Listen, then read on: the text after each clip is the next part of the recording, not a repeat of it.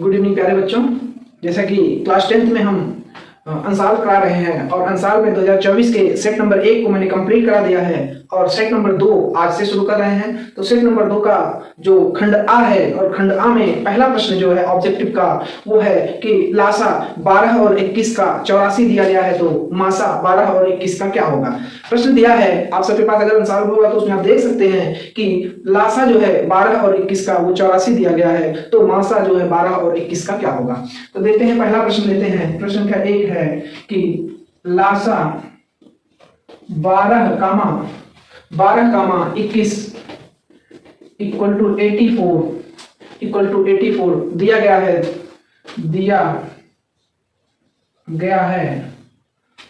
मासा 12-21 बराबर question mark, ऐसा मान लीजिए प्रश्न हो।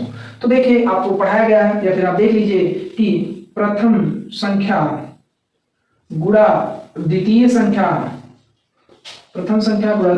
बराबर मासा और गुणा लासा। खूब अच्छे से पढ़ाया गया होगा या पढ़े होंगे आप, लेकिन अगर नहीं भी पढ़े हैं तो जान लें कि जब लासा और मासा के प्रश्न जो बोर्ड एग्जाम में कक्षा 10 से संबंधित पूछे जाते हैं तो वो ऐसे ही प्रश्न आएंगे और उसमें यह फार्मूला बहुत इंपॉर्टेंट होता है कि प्रथम संख्या गुणा द्वितीय संख्या बराबर लासा गुणे मासा। इसमें से 3 चीजें आपको दी गई होंगी, चौथी साइलेंट होगी, नहीं दी गई होगी, तो उसको हमको निकालना होगा, फाइंड करना होगा। जैसे कि कह रहा है प्रथम संख्या, तो ये प्रथम संख्या 12 है, 12 गुणा द्वितीय संख्या 21 है, तो गुणा 21 इक्वल टू, अब लासा दिया गया है 84 अर्थात मासा और गुणा 84 कर लीजिए। तो देखिए 12 से 84 आप इसको काट सकते हैं और फिर 7 से इसको काटेंगे तो 3 आ जाएगा अर्थात 3 इक्वल टू मासा।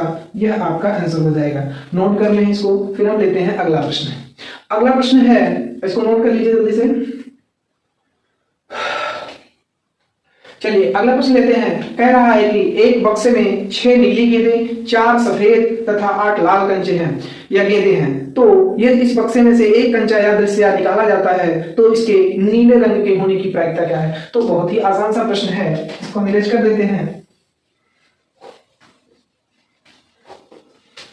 प्रश्न संख्या 2 क्या कहता है। कह रहा है एक, मान लीजिए डिब्बा है, एक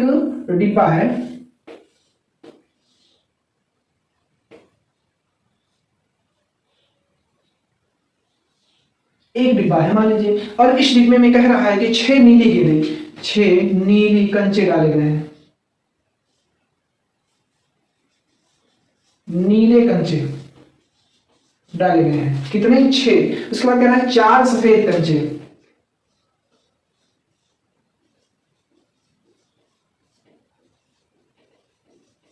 4 सफेद कंचे डाले गए हैं, और फिर कह रहा है 8 लाल कंचे,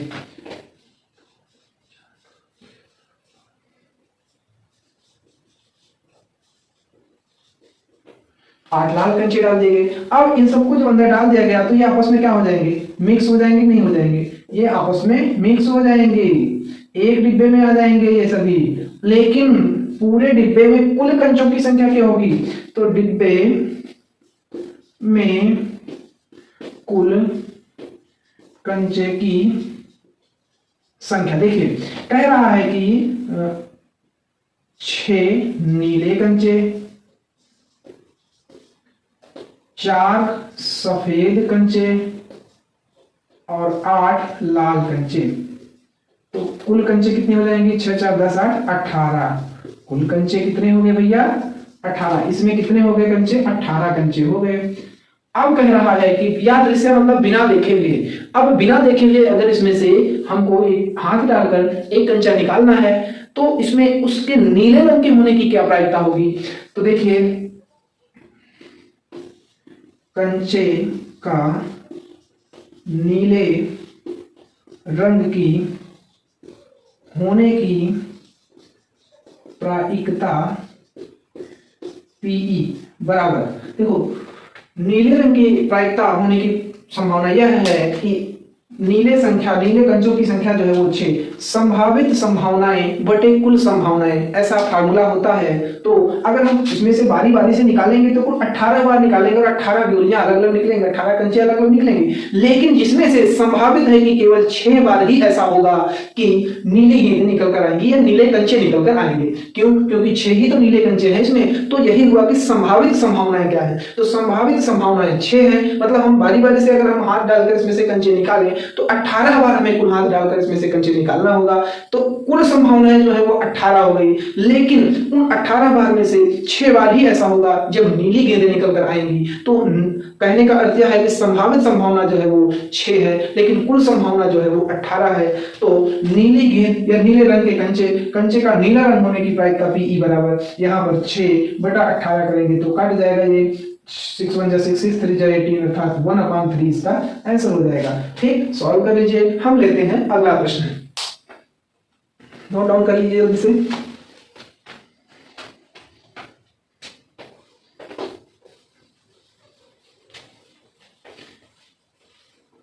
प्रश्न संख्या 3 लेते हैं।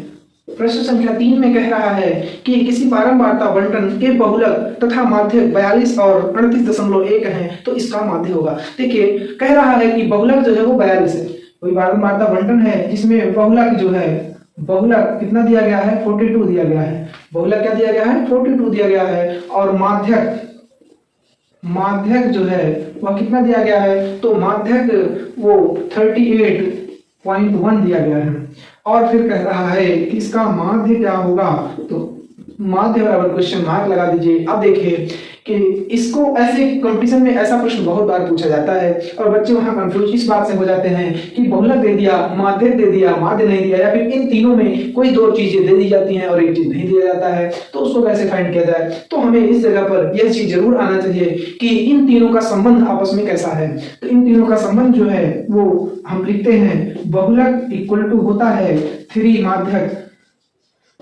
माध्यक माइनस 2 माध्य, 3 माध्यक माइनस 2 माध्य। अब ये इसका संबंध हो गया तो उसका वैल्यू रखिए। बहुलक 42 है, 3 गुणा माध्यक है जो वह 38.1 है, माइनस 2 माध्य निकालना है। अब इसको सॉल्व करिए। देखिए 42 इसको इधर लाएंगे तो माइनस में होगा, 3 1 जा 3, 3 8 जा 24, कैरी ऑन 2, 3 3 जा 9 2 11, 1 आफ्टर 1 डिजिट डेसिमल ईयर, देन -2 माध्य। देखिए अब यहाँ 42 में से इसको तो आप हटा नहीं सकते, तो 114.3 में आप 42 घटाएंगे तो 3, 4 में से 2 घटाएंगे तो 2, और 11 में से 4 घटाएंगे तो 7 आ जाएगा। तो यहाँ जब कम में से ज्यादा घटा है तो -72.3 इक्वल टू -2 माध्य। और आगे सॉल्व करेंगे, माइनस से माइनस कट जाएगा, 72.3/2 इक्वल टू माध्य।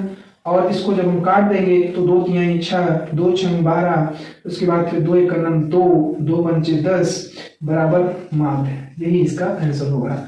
ठीक बच्चों, समझ में आया? तो इसको सॉल्व कर लीजिए, फिर आगे देखते हैं अगला प्रश्न।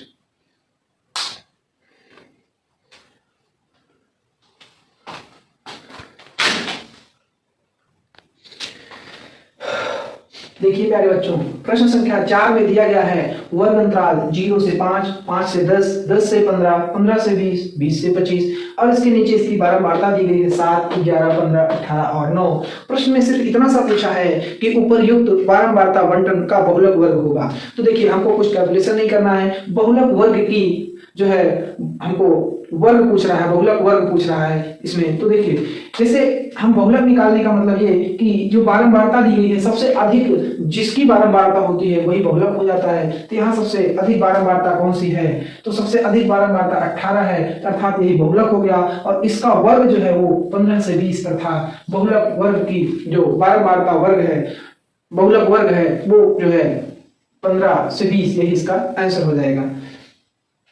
अगला प्रश्न लेते हैं। कह रहा है कि 52 पत्तों की अच्छी तरह फेंटी गई एक गड्डी में से एक पत्ता निकाला जाता है, एक तस्वीर वाले पत्ते को प्राप्त करने की प्रायिकता क्या है। तो देखिए प्रश्न संख्या 5 में क्या कह रहा है कि कुल 52 पत्ते हैं। प्रश्न संख्या 5, पत्तों की संख्या बराबर 52। अच्छा, आप सभी लोग ताश की गड्डी देखे होंगे, तो उसमें 52 पत्ते ही तो होते हैं, लेकिन उसमें कह रहा है कि एक तस्वीर वाला पत्ता निकाले जाने की प्रायिकता क्या है। तो 52 पत्तों में से कुल तस्वीर वाले कितने पत्ते होते हैं?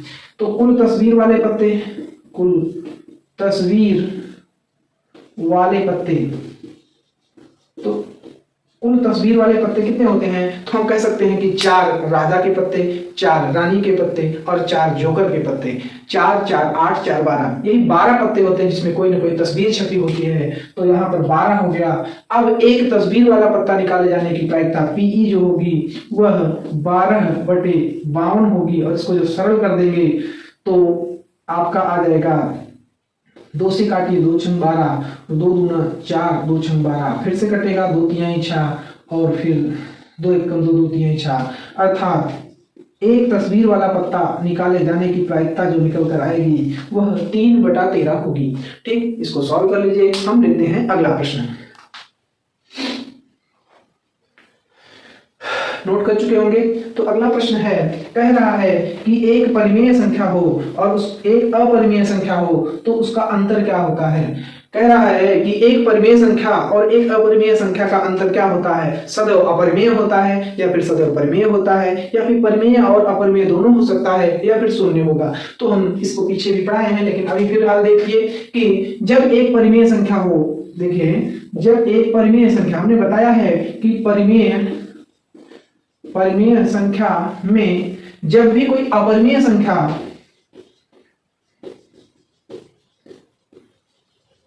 संख्या जोड़ी या घटाई जाए तो वह संख्या पूरी की पूरी अपरिमेय हो जाती है। जैसे देखिए 4 एक परिमेय संख्या है और इसमें अगर हम √2 एक अपरिमेय संख्या को जोड़ेंगे तो अब यह पूरा पूरा अपरिमेय हो जाएगा। अब यह पूरा पूरा क्या हो जाएगा? अपरिमेय संख्या हो जाएगा। दूसरा एक देख लेते हैं। मान लीजिए हम 6 लेते हैं और इसमें -√3 घटाते हैं, तो 6 क्या है? परिमेय है, लेकिन √3 क्या है? अपरिमेय है। 6 और √3, 6 में से √3 को घटाएंगे तो पूरा पूरा क्या हो जाएगा? अपरिमेय हो जाएगा। कहने का अर्थ यह है कि किसी भी परिमेय संख्या में जब हम एक अपरिमेय संख्या जोड़ते या घटाते हैं तो वह पूरी की पूरी संख्या अपरिमेय हो जाती है।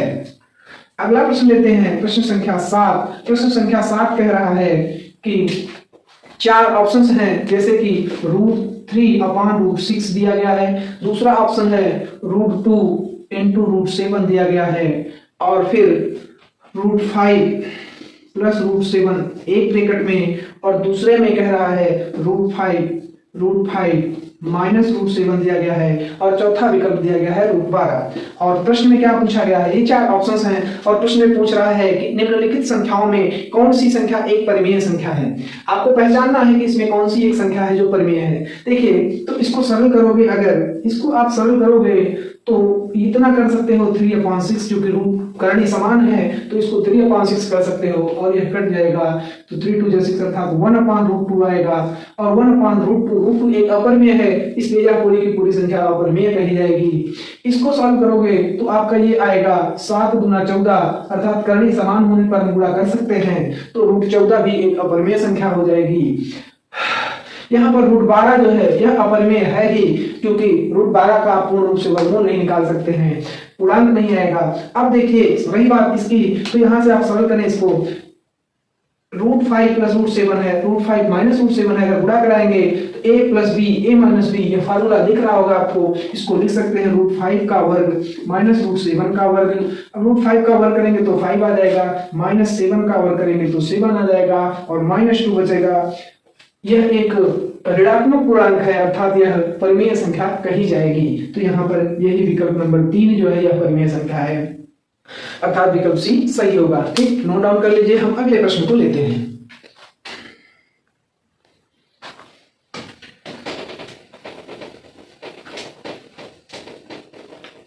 प्रश्न संख्या 8 है कि बिंदुओं A और B, A, B और B, -a के बीच की दूरी a, b है, और फिर b, -a है, के बीच की दूरी निकालना है। के बीच की दूरी निकालना है। तो देखिए दो जब निर्देशांक दिए गए हों और इनके बीच की दूरी निकालना हो तो हम फार्मूला लगाते हैं। दो बिंदुओं, मान लीजिए ये बिंदु P है या Q है, तो दो बिंदुओं के बीच की दूरी D = √x2 - x1 का वर्ग प्लस y2 - y1 का वर्ग होता है। तो यहाँ पर ये आपका x1 y1 है, ये x2 y2 है। हल करते हैं, D = √x2 अर्थात B माइनस x1 मतलब a और फिर प्लस का चिन्ह, y2 मतलब -a और y1 का मतलब -b। और अब आगे इसको सरल करेंगे तो d = √b माइनस a और इसमें माइनस का मान कर दीजिए तो क्या हो जाएगा कि a प्लस b हो जाएगा। अब देखिए यहाँ पर वर्ग कर लीजिए तो ये भी वर्ग में आ जाएगा।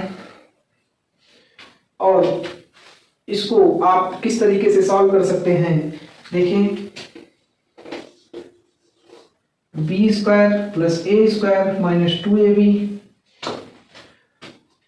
या आप इसको प्लस ही रहने दें, यहाँ पर माइनस और माइनस बना रहने दें। देखें a² करेंगे तो a² होगा प्लस b² तो b² होगा और यहाँ पर जब माइनस माइनस तो प्लस हो जाएगा और प्लस 2ab आ जाएगा। तो हल करेंगे 2ab से 2ab कट जाएगा और d = 2a² + 2b² और d = यही आपका आंसर होगा 2a² + 2b²। ऑप्शन डी सही है। तो ऑप्शन डी में ये दिख रहा है 2a² + 2b², इसको सॉल्व कर लेंगे। हम लेते हैं अगला प्रश्न, इसको मिटाते हैं और अगला प्रश्न है कि द्विघात बहुपद 4x² - 4x + 1 के शून्यकों का योगफल होगा। तो देखिए अगला प्रश्न लेते हैं।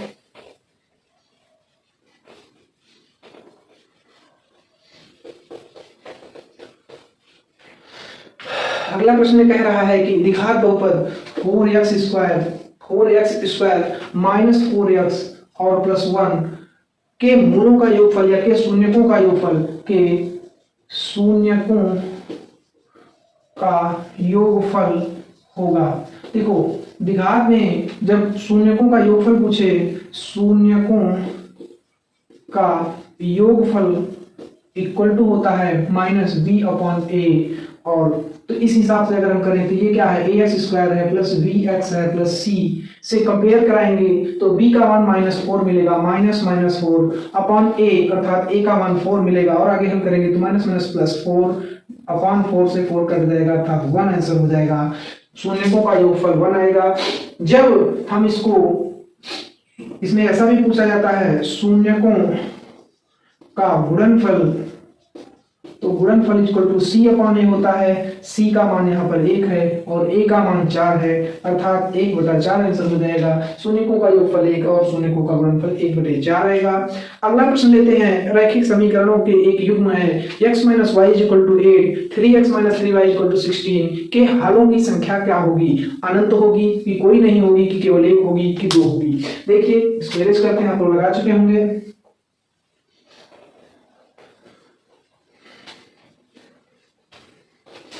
प्रश्न ये है कि x - y = 8 इक्वेशन फर्स्ट दिया गया है और 3x - 3y = 16 इक्वेशन सेकंड दिया गया है। तो इसको हम कंपेयर कराएंगे a1x + b1y + c1 = 0, a2x + b2y + c2 = 0 से जब कंपेयर करा के लिखेंगे तो यहाँ पर देखिए कि यहाँ x का गुणांक 1 है तो 1/3 और यहाँ y का गुणांक -1/-3 और फिर यहाँ पर c 8/16 है। जब इसको सरल करेंगे तो ये माइनस से माइनस कट जाएगा, यहाँ 8 × 2 = 16 हो जाएगा। तो 1/3 बराबर है 1/3 के, बट यहाँ बराबर नहीं है 1/2 के, अर्थात हम कह सकते हैं कि a1/a2 बराबर b1/b2 और डज नॉट इक्वल बराबर नहीं है c1/c2 के। तो ऐसी कंडीशन में समीकरण का कोई हल नहीं होता है, समीकरण का कोई हल नहीं होता है, समीकरण का कोई हल नहीं होता है। तो पूछेगा रेखाएं कैसी बनेंगी? तो रेखाएं समांतर बनेगी अर्थात पैरेलल रेखा बनेगी, क्योंकि एक रेखा दूसरी रेखा को कहीं पर इंटरसेक्ट ही नहीं करेगी, कहीं पर काटेगी ही नहीं, तो x और y के कोई मान निकल कर नहीं आने वाला है। तो यहाँ पर रेखाएं जो है वो समांतर होंगी अर्थात पैरेलल होंगी। और एक चीज पूछता है कि संगत होगा कि असंगत होगा, तो यहाँ पर जब एक रेखा दूसरे रेखा को टच ही नहीं कर रही है अर्थात यह असंगत होगा। क्या होगा? असंगत होगा। चलिए लगा लीजिए इसको, फिर हम अगले प्रश्न को लेते हैं। अगला प्रश्न कह रहा है कि यदि समीकरण x स्क्वायर माइनस के एक्स माइनस 8 इक्वल टू 0, समीकरण x स्क्वायर माइनस के एक्स माइनस 8 इक्वल टू 0 का एक मूल 2 है, का एक मूल 2 है, का एक मूल 2 है, तो k का मान ज्ञात कीजिए। k का मान ज्ञात कीजिए। तो बड़ी सिंपल सी बात है कि एक्स स्क्वायर माइनस के एक्स माइनस 8 इक्वल टू 0 का एक मूल 2 है, तो x इक्वल टू 2 रखने पर, एक मूल 2 है तो x इक्वल टू 2 रख दीजिए, रखिए 2 का वर्ग माइनस के इंटू 2 माइनस 8 इक्वल टू 0, हल करेंगे 2 टू जा 4 minus 2k minus 8 equal to 0। देखिए 4 में 8 सब्ट्रैक्ट कराओगे तो माइनस 4 आएगा, माइनस 2k यहाँ पे इसको सब्ट्रैक्ट करो, माइनस 4 इधर जाएगा तो प्लस 4 हो जाएगा, k equal to 4 upon minus 2, 2 टू जा 4, k इक्वल टू माइनस 2 रखा जाएगा, k इक्वल टू माइनस 2 रखा जाएगा। ठीक, तो इसको हल कर लें। हम अगले प्रश्न की ओर आते हैं। समांतर श्रेणी का प्रश्न अगला प्रश्न है, बहुत ही आसान सा प्रश्न है, इसको आप सॉल्व नोट कर चुके होंगे, तो इसको इरेज करते हैं।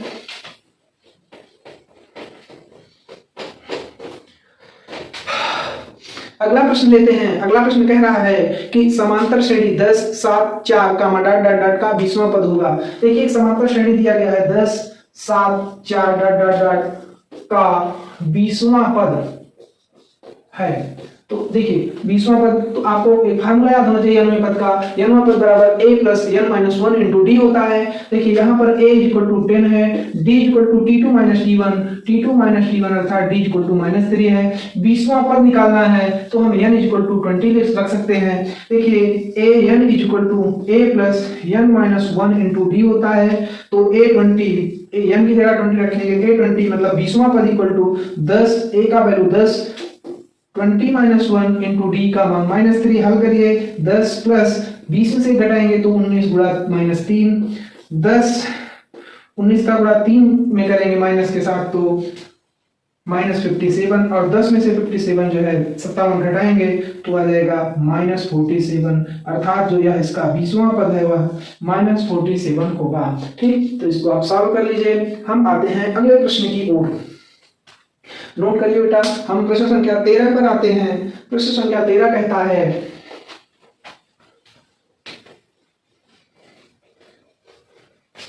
प्रश्न संख्या 13 क्या कह रहा है कि 10 सेमी त्रिज्या वाले एक वृत्त के बिंदु P पर स्पर्श रेखा PQ केंद्र O से जाने वाली एक रेखा से एक बिंदु Q पर इस प्रकार मिलती है कि OQ बराबर 12 है तो PQ की लंबाई होगी। देखिए 10 सेमी त्रिज्या का एक वृत्त है, 10 सेमी त्रिज्या का एक वृत्त है, कितनी सेमी का? 10 सेमी त्रिज्या का एक वृत्त है। अब कह रहा है कि बिंदु P पर स्पर्श रेखा PQ केंद्र O से जाने वाली एक रेखा से एक बिंदु Q पर मिलती है।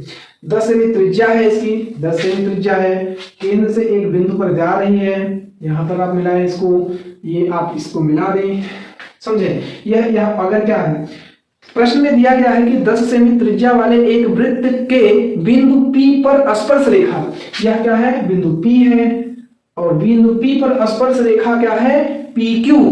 तो यहाँ Q है, यह स्पर्श रेखा है, जो O है, केंद्र O से जाने वाली एक रेखा से एक बिंदु Q पर इस प्रकार मिलती है। अब मिल रही है तो आगे कह रहा है OQ बराबर 12, OQ बराबर 12 सेंटीमीटर दिया है, तो कह रहा है कि PQ की लंबाई ज्ञात कीजिए। PQ की लंबाई हमको क्वेश्चन मार्क कर लेना है।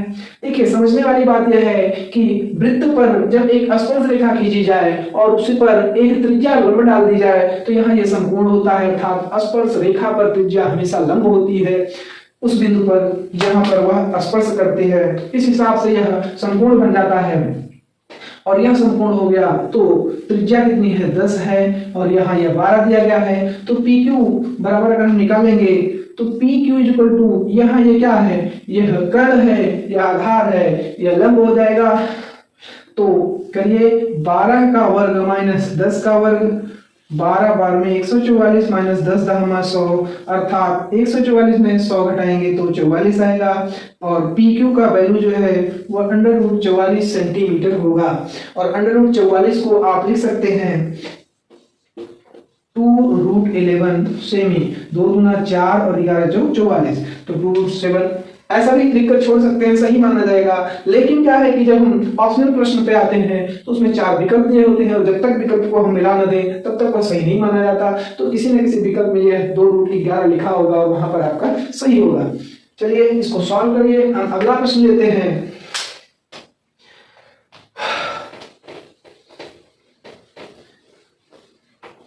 अगला प्रश्न है प्रश्न संख्या 14। कह रहा है दो घनों जिसमें से प्रत्येक का आयतन 8 है, संलग्न फलकों को एक सिरे से दूसरा सिरा मिलाकर जोड़ दिया जाता है, तो इस प्रकार घनाभ का पृष्ठीय क्षेत्र। बहुत अच्छा प्रश्न है। कह रहा है दो घन है, दो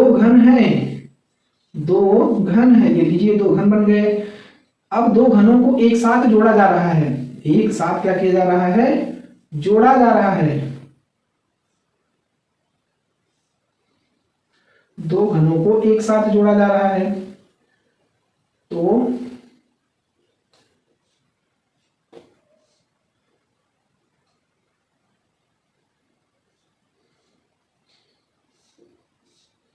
ये देखिए मान लीजिए दो घन है और दोनों घनों को एक साथ जोड़ दिया गया। कह रहा है प्रत्येक घन का आयतन 8 है, प्रत्येक घन का आयतन बराबर 8 सेंटीमीटर क्यूब दिया गया है। तो भुजा क्या हो जाएगी, तो भुजा बराबर घनमूल ऑफ 8 मतलब आयतन, तो यहाँ 2 सेमी आ जाएगा इसका घनमूल, अर्थात यहाँ से यहाँ तक जो लंबाई बनेगी वो 2, और इस घन की भी जो लंबाई बनेगी 2। अब अगर हमको यह एक घनाभ दिख रहा है तो यहाँ से L = 2 + 2 = 4 आएगा, B = 2 ही रहेगा, और H = भी 2 रहेगा। 4 सेंटीमीटर 2 सेंटीमीटर 2 सेंटीमीटर। अब कह रहा है कि घनाभ का पृष्ठीय क्षेत्रफल ज्ञात कीजिए। तो देखिए बेटा, घनाभ का पृष्ठीय क्षेत्रफल इक्वल टू होता है 2 ब्रैकेट में LB + BH + HL। हल करिए, 2 L × B करिए, 4 × 2 + 2 × 2 + 2 × 4, और आगे हल करिए, 4 × 8 2 × 4 4 × 8 8 8 16 4 20 2 × 20 20 × 40 सेंटीमीटर स्क्वायर इसका घनाभ का पृष्ठीय क्षेत्रफल आ जाएगा। ठीक, तो इसको नोट कर लीजिए। हम आते हैं अगले प्रश्न की ओर।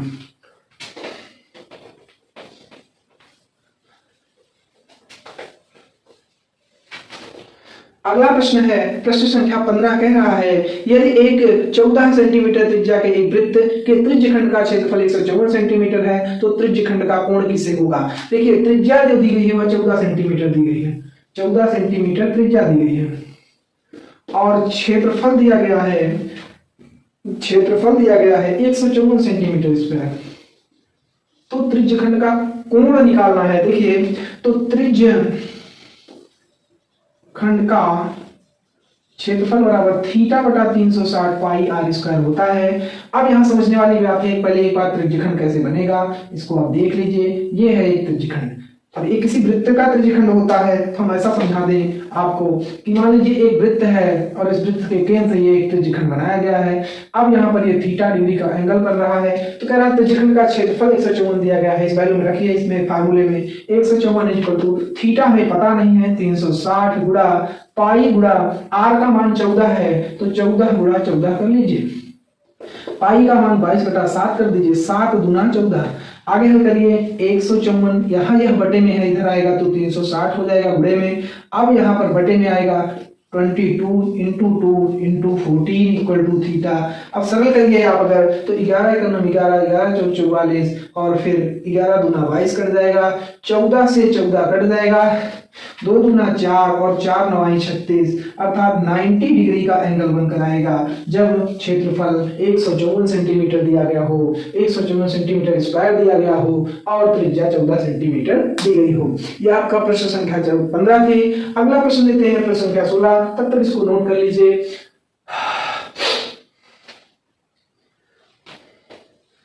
प्रश्न संख्या 16 क्या कह रहा है बेटा, बहुत आसान से प्रश्न है, आप इसको अच्छे से पढ़िएगा, समझिएगा। जो ना आ रहा हो उसको आप कमेंट में जरूर बताइएगा। प्रश्न संख्या 16 है 2 sin 30 sin 30 cos 30 का मान है। देखिए तो हल करिए, बहुत आसान सा, 2 गुणा sin 30 का मान होता है 1/2 इंटू cos 30 का मान होता है, cos 30 का मान √3/2 होता है। अब इसको हल कर लीजिए, 2 से 2 कट जाएगा, √3/2 आंसर निकल कर आ जाएगा। बहुत कठिन सा सवाल तो नहीं था, बहुत आसान था। प्रश्न संख्या 17 लेते हैं, इसको आप नोट कर लीजिए। प्रश्न संख्या 17 लेते हैं बेटा। प्रश्न संख्या 17 में कह रहा है यदि sin थीटा इक्वल टू 3/4 तो tan थीटा का मान बताएं। तो tan थीटा का मान बताएं। अब ध्यान से समझिए कि एक समकोण त्रिभुज, ये theta sin theta equal to लंब बटा कर्ण होता है, या P है या Q है या R है। अगर हम यहाँ से QR निकालेंगे तो 4 का वर्ग माइनस 3 का वर्ग, QR इक्वल टू 16 माइनस 9, और 16 में से 9 घटाएंगे तो बच जाएगा √7। इसको लिख लीजिए √7। अब आप यहाँ से tan थीटा इक्वल टू होता है लंब बटा आधार, अर्थात यहाँ थीटा है तो इसके सामने ये लंब होगा और आधार जो है वो √7 हो जाएगा। यही इसका आंसर होगा। नोट कर लीजिए बेटा। आते हैं अगले प्रश्न की ओर। अगला प्रश्न है प्रश्न संख्या 18, कह रहा है cosec a plus cot a। Storage करते हैं।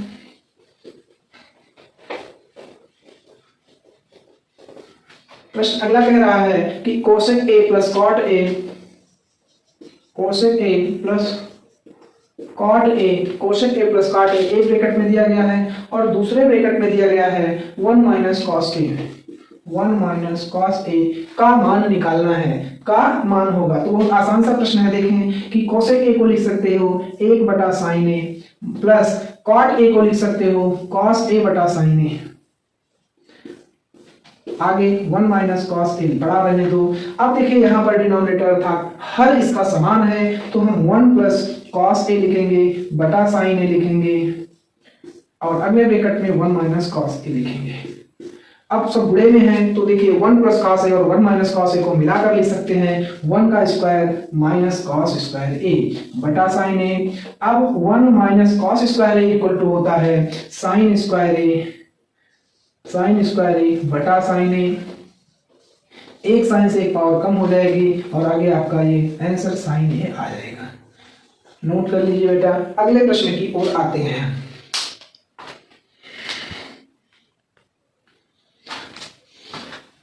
प्रश्न संख्या 19 है 1 माइनस tan स्क्वायर a। प्रश्न संख्या 19 दिया गया है क्या 1 माइनस tan स्क्वायर a बटे में दिया गया है 1 माइनस cot स्क्वायर a।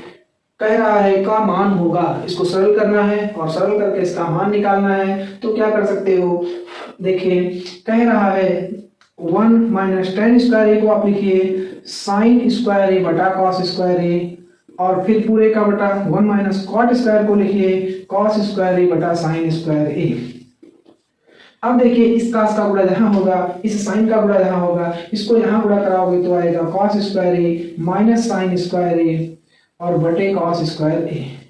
पूरे का बटा इसका यहां गुणा कराओगे तो हो जाएगा sin square a minus cos square a और बटे में फिर आ जाएगा आपका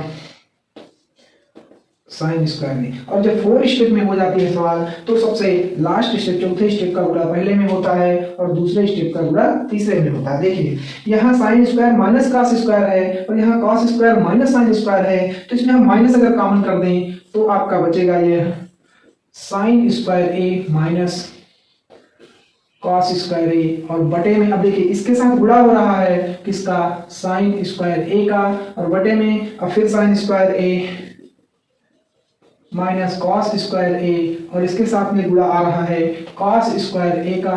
अब देखिए इससे पूरा पूरा कट जा रहा है, माइनस बना रहेगा, sin बटा cos होता है tan स्क्वायर a और यही इसका आंसर हो जाएगा। तो इसको सॉल्व कर लीजिए। अब खंड आ का अंतिम क्वेश्चन पर आ चुके हैं हम, 20वें प्रश्न पर, और 20वां प्रश्न लेते हैं।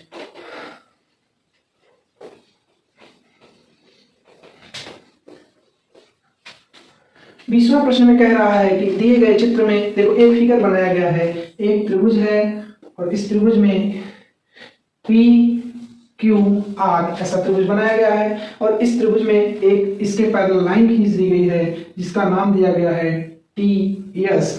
इसका नाम दिया गया है टी एस और यहाँ पर दिया गया है 2.8 सेंटीमीटर 2.8 सेंटीमीटर और यहाँ दिया गया है 1.5 सेंटीमीटर। अब आगे कह रहा है, सवाल में कह रहा है एस टी पैरेलल है क्यूपी के, एस टी पैरेलल है क्यूपी के, ऐसा दिया गया है, ऐसा दिया है। आगे पूछ रहा है S R is equal to 1.5 centimetre और फिर कह रहा है कि P T is equal to 2.8, P T is equal to 2.8 है तो टी आर का मान बताना है, टी आर का मान बताना है। देखिए प्रमेय पर जाएंगे, अगर पी क्यू पैरेलल है टी एस के तो हम लिख सकते हैं, we can write now here P T upon T R equal है Q S upon S R. ऐसा इसलिए ये प्रमेय में पढ़ाया गया है कि पी क्यू जो है अगर टी एस के पैरेलल होता है तो ये रेखाएं जो हैं ये अनुपात में हो जाती हैं, अर्थात P T ratio T R फिर Q S ratio S R के। अब वैल्यू रखें, पी टी का वैल्यू जो है वो 2.8 दिया गया है, पी टी का वैल्यू 2.8 दिया गया है और टी आर नहीं दिया गया है, टी आर नहीं दिया गया है। क्यू एस की वैल्यू नहीं दी गई है। अगर क्यू एस की वैल्यू नहीं दी गई है तो हम लोग देखिए यहाँ पी टी जितना होगा उतना ही क्यू एस होगा, उतना ही क्यू एस होगा और यहाँ पर जितना एस आर है उतना ही टी आर होगा। या अगर हम इसे अभी ना भी लिखें तो देखें कि यहाँ पर क्यू एस जो है वो खाली रहने दें और फिर एस आर की वैल्यू जो है वो 1.5 कर दें। अब इसको सरल करें तो देखें यह यहाँ जाएगा तो इसका गुणा यहाँ हो जाएगा और अब आप